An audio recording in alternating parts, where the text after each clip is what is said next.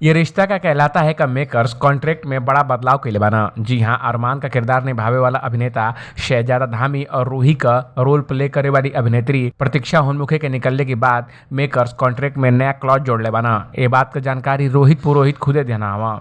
बता दें कि शहजादा धामी के बाद रोहित पुरोहित ये रिश्ता का कहलाता है में अरमान का किरदार निभावता ना। रोहित से इंटरव्यू के दौरान पूछल गई रहे कि सुनने में आयल बा कि शहजादा और प्रतीक्षा के विवाद के बाद कॉन्ट्रैक्ट में नया क्लॉज जोड़ल गई बाटे कि सेट पर केहू एक दूसरे के डेट नहीं कर सकेला। ई सच हुए का?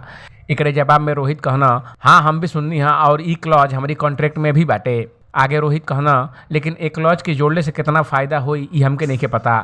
काहे से कि प्यार जानबूझ के ना होला आ न केहू जानबूझ के अफेयर करेला। यही लिए आप एकरे ऊपर तो रोक नहीं लगा सकेनी। ठीक बा, प्रोडक्शन हाउस चाहता कि पैकअप भइले के बाद और शूट पर अइले के पहले जवन करे के बा कर, लेकिन सेट पर ई कुल ना चली। तो वैसे ही करे के चाही। हमार लोगों से अनुरोध बा कि कॉन्ट्रैक्ट एक तरफ बाटे लेकिन आपके पर्सनल लेवल पर प्रोफेशनल होके के पड़ी। आप अपने रिलेशनशिप की वजह से दूसरे के काम में बाधा या दूसरे के परेशान नहीं कर सकेनी। वैसे एक क्लॉज आपके कितना सही या गलत लागत हटे कमेंट कर हमके जरूर बताएं। बाकी अपडेट के लिए देखत रहीं एबीपी भोजपुरिया।